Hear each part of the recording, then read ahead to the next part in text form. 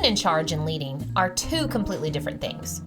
At work, a person can be in charge but not lead at all. At home, sometimes we allow our kids and their schedules to be in charge, but that definitely isn't leadership either. It's time for us to ask, where in the world is the leadership?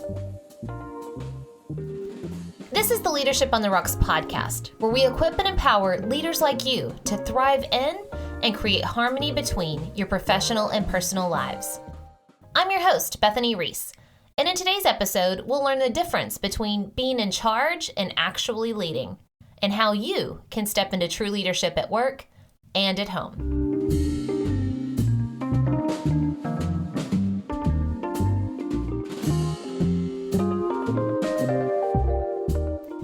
Have you ever experienced frustration at work because of a lack of leadership? Maybe it was a lack of communication about a big project or big event that left you feeling in the dark. Or it could have been about the lack of accountability for a slacking coworker. Or maybe your frustration was built on a lack of connection between your job role and the bigger vision of the company. Or maybe, and just maybe, you've lived out all of these examples plus more, and you're at the peak of frustration to where you might be contemplating actually leaving your job. If you're currently taking a ride in this boatload of frustration, you're probably headed down a dangerous path to cynicism or a lack of hope and burnout. Without knowing the details of your specific situation, though, my guess is that you probably feel frustrated and floundering because you're experiencing a lack of true leadership. Sure, you have someone in charge or, air quotes, managing you, but they're calling the shots, but you probably don't have someone actually leading you towards a goal bigger than yourself. So what's the difference between managing and actually leading? My friends, the difference between a manager and a leader, it makes all the difference in the world. And I'm convinced that our work and our families are lacking true leadership. And that is why so many people are floundering. They have no one leading them. No one is showing them the path and encouraging them along the way. We've got to fix this. So today we're going to talk about how managing and leading are two completely different things. At work, a person can be in charge but not lead at all. At home, sometimes we allow our kids and their schedules to be in charge, but that definitely isn't leadership either. So in today's episode, we're going to discuss what leadership really is and how to step into true leadership at work and at home. But first, we got to define the difference. What's the difference between managing and leading? Okay, managing is up first.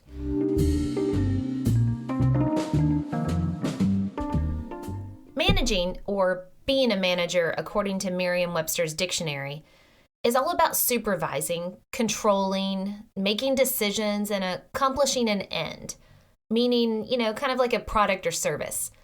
Now, according to Michael Gerber in his book, The E-Myth Revisited, the manager is all about the current systems and processes. The manager, in other words, lives in the past, clings to the status quo, sees all the problems. Or, like he says, in other words, the manager builds a house and then lives in it forever. I can't help but think of The Sandlot every time I hear that word, forever. Okay, so managing, now, I gotta tell you, it's not a bad thing. It does keep businesses orderly. But at the end of the day, managing is not focused on people. It's focused on things. It's focused on tasks. Managing is checking a bunch of boxes about current systems and processes to keep things status quo. All right, now when I think of the manager type in the Bible, I immediately think of the Pharisees. So the Pharisees are that Jewish religious group that were super legalistic in keeping the law and the traditions of, their fathers. They were managers of the law, the rules, the checklist, and they came across as caring more about the rules than they did people themselves. That's being a manager. So now let's flip to leadership. Leadership is all about people. It's about influencing people, and hopefully for the better. Now, there's no better example of what leadership is than that of Jesus. He loves people, and he is always focused on people. As a leader, yes, he had casted vision, he set the direction, he inspired, he motivated, and he even corrected behavior. But it was all around his one goal, and that's salvation for all. He placed the needs of the people above the man-made rules or traditions of his day. He taught people, he modeled, he taught them how to have better relationships, how to love each other, resolve conflict, and deal with anxiety. Jesus is the epitome of servant leadership and was full of compassion always. One of his many leadership examples is in John chapter 8 when the Pharisees and the teachers of the law bring a woman caught in adultery to Jesus. Now, I'm just going to say it. Where was the man, right? The goal was to catch him, though, so they only brought the woman. So they reminded Jesus that the law said to stone the woman, but they wanted to hear Jesus' opinion in order to trap him in what I would call the fool's choice, right? Only two options.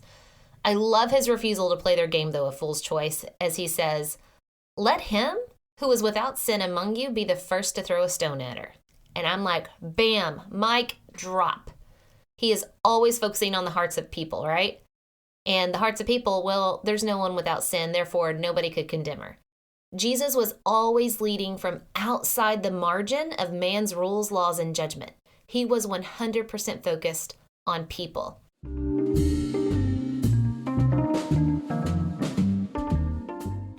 All right, so now let's switch to modern day people who study leadership and research leadership. All right, so one of those ultimate gurus that we've talked about even previously is John Maxwell. He's written a ton of books on leadership. Well, he wrote this book called The 21 Irrefutable Laws of Leadership. And in that book, he says, and I quote, "Everything rises and falls on leadership." Let me say that again. Everything rises and falls on leadership. But why? Why does everything rise and fall on leadership? Because it is all about the people. And according to the number one rule of leadership, leaders are always the lids on personal and organizational effectiveness. So if you have a copy of that book, that's on page 7, where leaders are the lids. So all that frustration we're talking about earlier around communication, accountability, and purpose at work, chances are you work for someone whose leadership lid is very low. And you're frustrated because you keep bumping up against it. You can't go higher. So having been in and around a lot of groups, organizations, and even families in my lifetime, right? I'm an educator that has served the public. I have been exposed to tons of groups of people, all right? And again, for me, it's becoming easier to see when groups are being managed versus when they're being led.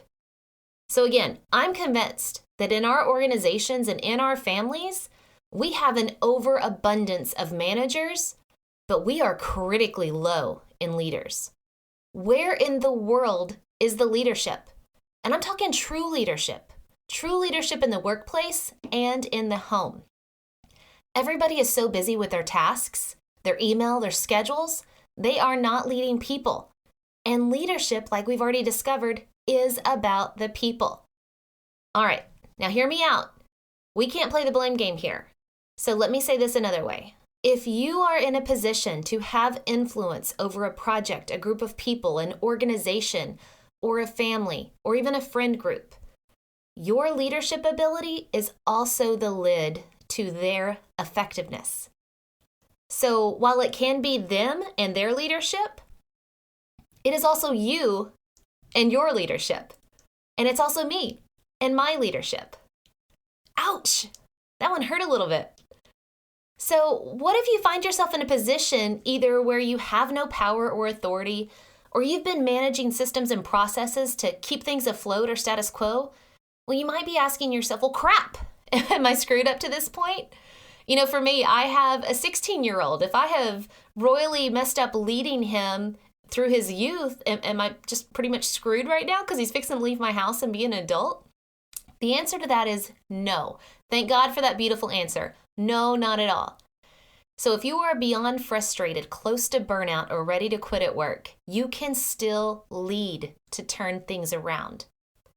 Now at home, if your toddler or teenager, like I said, his or her emotions and the demands that they have for freedom are running your household, and those of you in this season of life know exactly what I'm talking about, right? Their emotions tend to run everything in our households.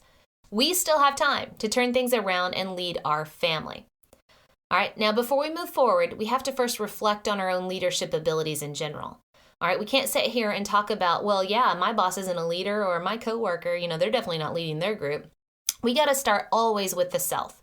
So we're going to turn inward and we're going to reflect on our own leadership abilities in general.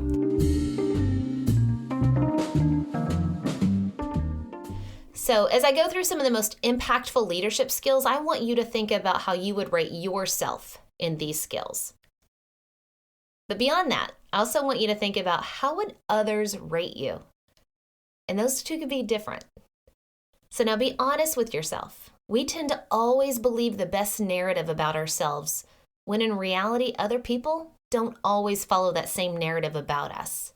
All right? We always give in to our intentions, and other people will be judging us by our actual actions, not our intentions. Okay, so let's reflect. How would you, and then others, rate your leadership from a 1 to 10 on the first skill, people skills? A 1 to 10 on people skills. All right, take a moment to think. Now think about how well you connect with all different types of personalities, people that are different than you.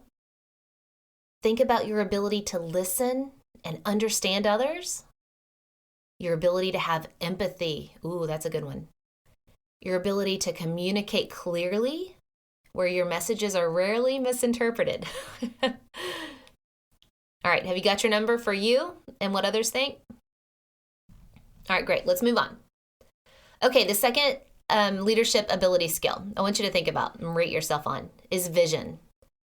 Now, whenever I say vision, I don't mean the character from the comics. I mean vision and mission. Like, where do you want the project or group to go? All right, rate yourself 1 to 10 on your vision skills.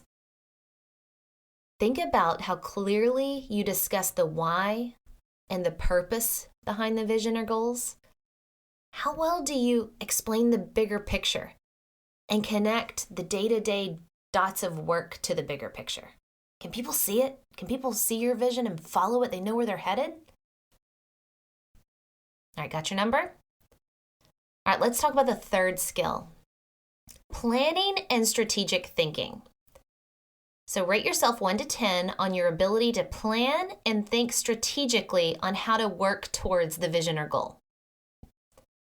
Is there a clear path?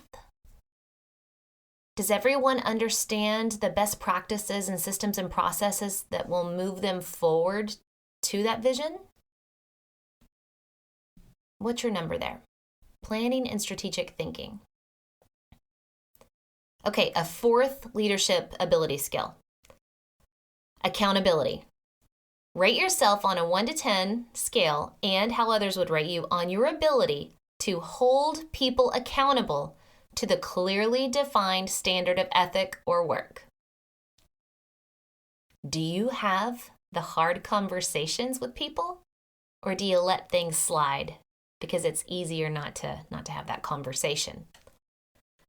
Now, if you have hard conversations, after that hard conversation, does everyone leave the conversation feeling valued, respected? Do they leave with their dignity? Do they leave with a clear path for action to improve on their behavior or production?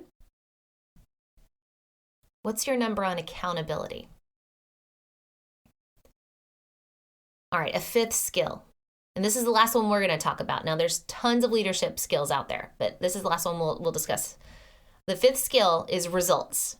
Rate yourself on a 1 to 10 on your ability to achieve results within effectiveness, behavior, production, or growth, right? Just can you get results for whatever your goal is? Do you focus on progress over perfection? Is there like value add to everything that you focus on?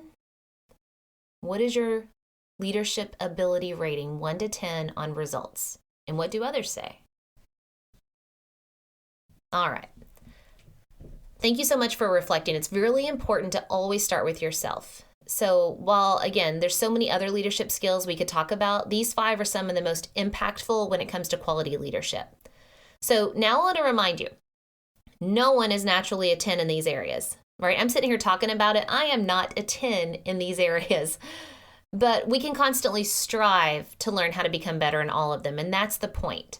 So while some days we're going to kill it, we're going to be a solid 8, right? Maybe some of you out there are a solid 10, but then other days we're going to falter, and we may fall all the way to a 2. Now, on the days where we're a 2 of a leadership ability in a certain area, we need to own that. We need to express it to those that were negatively affected by it on those days, and we got to work our way back up to that 8, to that 10, to wherever you are. to whatever your ability is. So before we move on from reflection to application, let's kind of recap some things that we've talked about. All right, first is the definitions. All right, being a manager or managing is about things or tasks. It's about systems, processes, and status quo. That's a manager or managing. All right, second, being a leader or leading is about people. It is about influencing people, providing vision, planning and strategic thinking, accountability and results. Leading is about people. All right, third, as John Maxwell says in his book, The 21 Irrefutable Laws of Leadership, everything rises and falls in leadership. And one's leadership ability is always the lid on personal and organizational effectiveness. All right, leaders are the lid. All right, the fourth thing we've talked about is any frustration that you have at work or at home is probably due to a lack of leadership. It can be a lack of leadership, or it could just be the low leadership ability of someone else. Or it could be you because you're not leading well and you're the low leadership ability lid.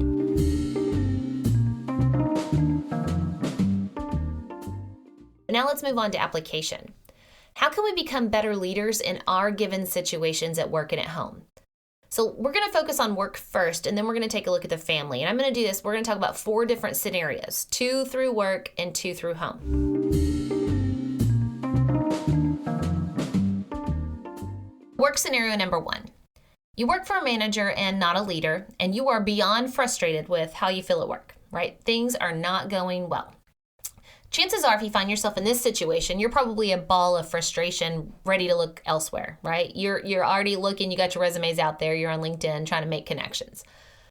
I've heard it said before, and you probably have too, that people do not leave companies, they leave managers.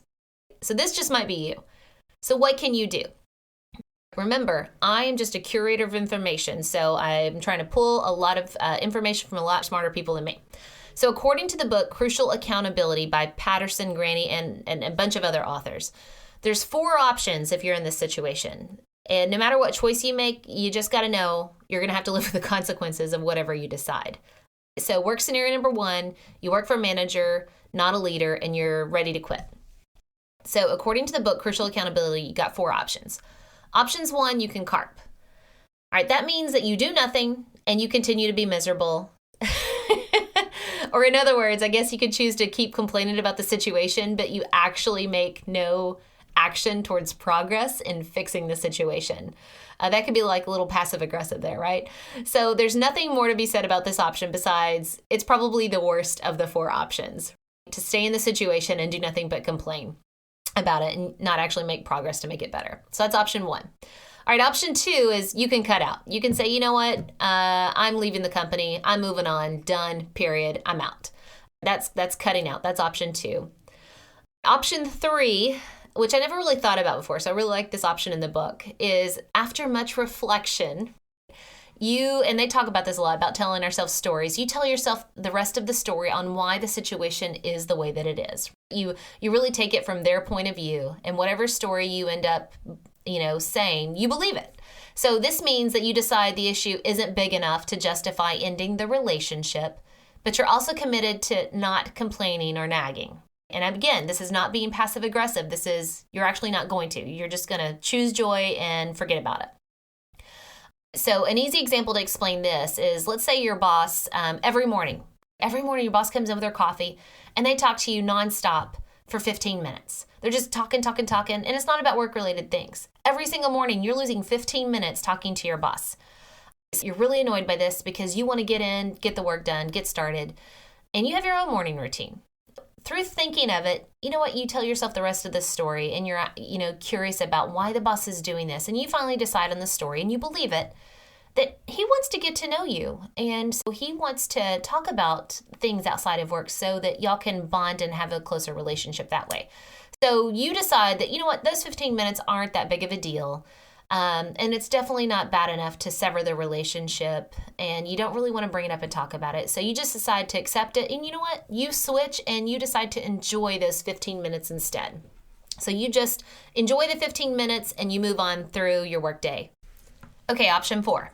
And this is the best one for resolving the issue. You can converse. Now, I'm going to have a whole podcast episode on accountability and communication. So I'm just going to give you the gist here. But in the Bible, in Matthew chapter 18, verse 15, Jesus says, "If your brother sins against you, go and tell him his fault, between you and him alone. If he listens to you, you have gained your brother. But if he does not listen, take one or two others along with you, that every charge may be established by the evidence of 2 or 3 witnesses." Okay, did you catch this? Jesus doesn't say remain quiet and complain. That was option 1. He doesn't say to tell their boss before you talk to them. And he doesn't say to run away either. Jesus tells us to have conversations with the person we're actually having the conflict with. So how can we converse with those we have conflict with? So now let's go back to the book, Crucial Accountability. Conversing entails that you do half of the work, honestly, in your head. You've got to think before you ever go have that conversation. You got to remove your own selfishness and your own prejudice. And you got to try to have empathy. Put yourself in your boss's shoes and try to understand what he or she is going through and why he or she, who is a reasonable person, might be acting the way that they're acting and causing the conflict in the first place. And then you got to think, well, how am I adding to the conflict or the gap? So then after you do half the work in your head, you go and you have a sincere conversation with him or her. In 1 or 2 sentences, not a speech, 1 or 2 sentences, you lay out the gap you're noticing that's causing the conflict. And then you ask an open-ended, non-accusatory question to seek understanding from their point of view. So you have to go in with a goal to fix the gap or conflict together and then to make a plan. Now, I bet 50% or more of the problem is that your boss is probably overwhelmed and doesn't even know where or how to ask for help. So offer that help. Seek to know what's going on in their head and their situation, and then try to serve him or her to help solve that gap or that conflict in the process. Again, I'm going to go into more detail about communication and conflict in a later episode. So that is work scenario number 1. Work scenario number 2. Let's say you're the leader and your team's having all kinds of issues. In this situation, you're frustrated and the people below you are frustrated, but you've probably been blaming like other things outside of your team as the root cause for the frustration. Well, this pandemic. The truth is, in leadership, there's always going to be some sort of influence beyond your control that is applying constraints or pressure. That's never going to change. But it's your job as the leader to guide people through those constraints or pressures and to focus on the vision and mission that's within your control. A great example was when the pandemic hit. Every employer and employee everywhere was scrambling to adjust business with the constraints of social distancing. Now, some people led their people well through this transition. People felt comforted, they felt safe, they felt secure, and they laid a track to know how to work in this new environment. Others crashed and burned, and they're causing people to quit. And now we have this great resignation going on. What can you do if you're the leader? Again, I'm going to kind of walk you through some options. First, you need to have an honest conversation with yourself about extreme ownership. You need to recognize that your leadership ability has been a lower level lid for all those around you, and that you're the reason your team isn't thriving like it could be. And that's painful sometimes, but we got to be honest with ourselves. Second, while your first instinct is to probably ask your employees about your leadership, you got to know that their answers are going to be a little bit whitewashed or watered down from the way they really feel. So that's really honestly the power in OHI scores. They're always anonymous. So you need to ask across and up the organization. Find a higher leader ability peer who's at your level and knows you well, knows how you tick and how you tend to lead. Allow them to give you feedback on what they notice about your leadership ability in a crucial area that needs growth. You can even ask your boss for honest feedback. And here's another thing. Again, I'm going to have a whole nother podcast on accountability. People do not give feedback. Specific feedback anyway. Another thing is you can seek to grow in your craft and your skills as a leader. That's your third option. Reflect, learn, apply, seek feedback, and adjust. Listen to leadership podcasts. Find a mentor. Sit in on other great leaders' meetings to see how well they lead. Whenever you're going through a major situation or problem, seek information and guidance from people who are higher level leaders than you. Help them guide you through it so you can grow that skill set. So that's work scenario number 2. So now we're going to flip to home. We're going to talk about 2 scenarios at home where there's just a lack of leadership. So home scenario number 1. Your kids run your house, and your home feels more like a chaotic battlefield than the safe haven that it probably should. Now, just like in leadership, there are many different styles of parenting, and just like in leadership, there will be good and bad consequences to each style. In this scenario, you probably have the laissez-faire, lawnmower, or helicopter approach to parenting. For this specific scenario, your home feels like that chaotic battlefield with tons of drama all the time. Now, if you're that laissez-faire, you're the hands-off parent. You try to be more of a friend to your children rather than the parent. You want to be seen as non-controlling, so really, honestly, you just let everything go. Here's the deal, though. Children are not meant to be in charge. While we want to encourage their unique spirit, gifts, and personalities, biology says, honestly, that they do not have a full functioning frontal lobe for executive functioning. In other words, they are all about emotional decisions, not rational ones. Therefore, you cannot leave your children unattended and without structure. It doesn't work. These children could end up with major addictions, and I've seen it. Again, high school administrator talking. Vaping. Oh my Lord, the amount of vaping in children. Alcohol, drugs, pornography. If you've given your child a smartphone, you have exposed them to pornography. I almost guarantee it. They can also develop unhealthy relationships. Technology, they're just all in it and they can't get away from their phone and TikTok and all the stuff that they're in. They're addicted to gaming. Person of the opposite sex, right? They're having unhealthy relationships with that. Or maybe your children are having uncontrolled behavior. They're angry all the time. They're promiscuous. They're full of anxiety. They need you to teach them and model for them what responsible behavior is and looks like. Now, I need a side note here. I'm speaking completely in generalities. I am not talking about children that struggled with diagnosed mental, physical, or emotional disorders. That is something completely different. So everything I just said is kind of a generality. So that's the laissez-faire parent. Your kids need you and they need your structure. And parents of high school students, they need you more. Do not say, oh, you're old enough to drive now. See you later. I'm done with parenting. You are not done. That's when they need you the most. Now let's kind of switch to that second type of parent, the lawnmower and helicopter parent. That is all about protecting the children so they never feel negative consequences. So lawnmower parents hyper-focus on their kids' lives. They go ahead of their child and mow down any and all obstacles they will ever face so they don't experience them. That's the lawnmower parent. Now, the helicopter parents, they don't go ahead of their kids. They just kind of hover above them, and they're ready to swoop down to rescue their child from any tough circumstance or situation. With this type of parenting, lawnmower and helicopter, the children will never be held accountable for their actions, and that's going to lead to adults that never take responsibility for their actions. This type of parenting is usually based on, some sort of codependent mindset. And these children are going to struggle to function as independent humans in the world. These parents are more likely to care for their children and their mistakes the rest of their lives. All right, we don't want that. So what can you do if you find yourself in this situation where the kids are just kind of running your house?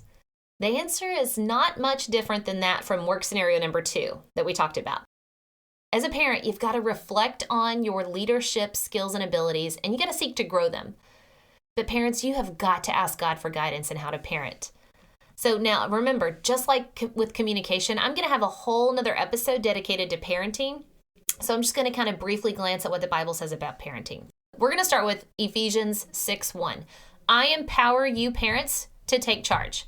Because in Ephesians 6:1 it says, children, obey your parents in the Lord, for this is right. Ephesians 6:1, children, obey your parents in the Lord, for this is right. Now, there's another verse that kind of mirrors that exact concept, and that's Colossians chapter 3, verse 20. Children, obey your parents in everything, for this pleases the Lord. So if children are to obey, then parents, that means you need to be in charge. Now, that doesn't mean that you get to just have all the power and crush your children. Ephesians 6:4 goes on to instruct the parents, fathers and mothers, fathers, do not provoke your children to anger, but bring them up in discipline and instruction of the Lord. And of course, one of my favorites, Proverbs 22:6. It reminds us to train up a child in the way he should go. Even when he is old, he will not depart from it. You must train your children, spend time with them, teach, model the how and then the why to behave. So that's home scenario number 1, where it's just chaos. You have got to grow in your leadership. Okay, let's talk about home scenario number 2. You run your house, you are in charge, but you do it with an iron fist. And honestly, your kids are afraid to mess up because they're afraid of your wrath. This is scenario number 2. Now, in this scenario, I'm not talking about abuse, physical, sexual, mental abuse, emotional abuse of children. That is dead wrong, and you need to seek professional help immediately if your parent is at that level of harming your own children. In this scenario, I'm talking about where you care more about your own rules than you do building a relationship with your child. This situation has you being a little more like the Pharisee we talked about earlier, where your own checklist of rules and demands is the most important thing. And your main focus is always making sure your children follow the rules to a T. Yes, rules and boundaries are important. But if your child is raised to do as I say but not as I do, you have lost the opportunity for a greater and more fulfilling relationship with your child. So the goal here is probably more of the Mary Poppins approach. Firm but kind. Y'all remember that from the movie? Firm but kind. So just like all the verses I mentioned in the previous parenting scenario, your job as a parent is to provide the structure and discipline and instruction of the Lord, but, and here's the last part, not to provoke them to anger. Now again, that comes from Ephesians 6:4. When they're young, yes, you're going to be more authoritative. You're going to be more like the teacher with direct demands on how to behave. But as they grow, you have to make that shift to more of the counselor. You've got to get to know the heart and the why behind their thoughts and actions. But yes, you still use your teacher directedness when it's needed. And now when you're going through the tough years of being a teenager, you slide into more of that coach. You're helping them learn the skills needed to play the game of life. And as a coach, yes, you're giving them direct feedback, and you may be even putting their butt on the bench if they mess up, right? Yes, you're probably going to offer some discipline that has them running a few laps, but you're also, and this is the important part, the crucial part, you're also their most important encourager and cheerleader. That's the coach.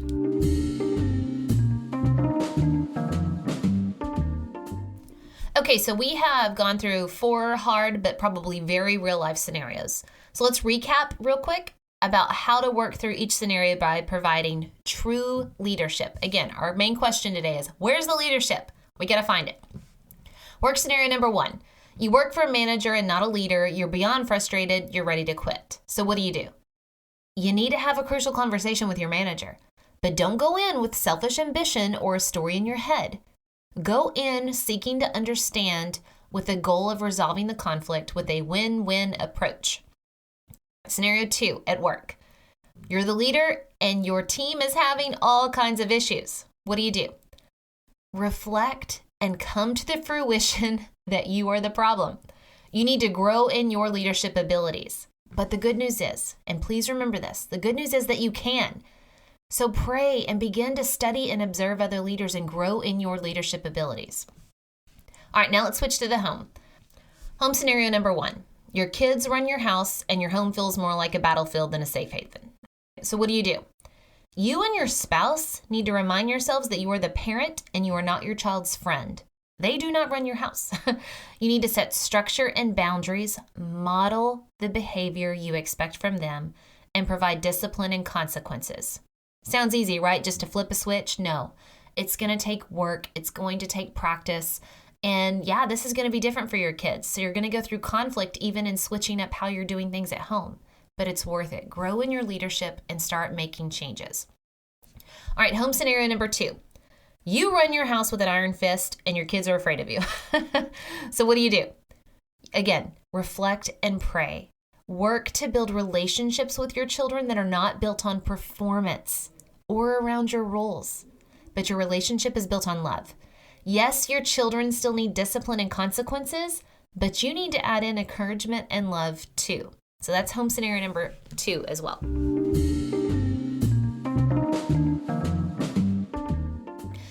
We have covered some very heavy topics today, but in the end, I want to leave you with this question. Looking at what God has given you to care for, whether it be a family, a friend group, a classroom, a team, a department, or even an entire company, are you managing or are you leading? My prayer for you is that you talk to God and pray and reflect and be open to true introspection about your own ability of leadership, and then work to grow in your ability. Now remember, no matter where your authority of power lies, you may have none. It's okay. You can truly still lead. You can lead up, down, and across all of your professional, personal, and social groups. All right, God bless. Now, I want to remind you that all references from books and authors that we talked about in today's show is listed in our show notes. If you have any stories, thoughts, or questions that you would love to share with us, be sure to send us an email. Our contact email is in the show notes as well.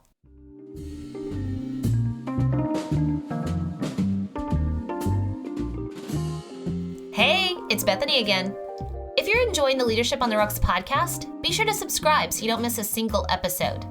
Also, if you feel like this podcast is helpful, will you do me a favor and share it with your friends, family, coworkers, or anybody else who's trying to grow in leadership, but also wants that harmony between work and home? Thanks, and I'll see you next week. And remember, the most important rock you can build your life and leadership on is the rock of Jesus Christ. Today's Bible verse comes from Philippians chapter 2, verses 3 and 4.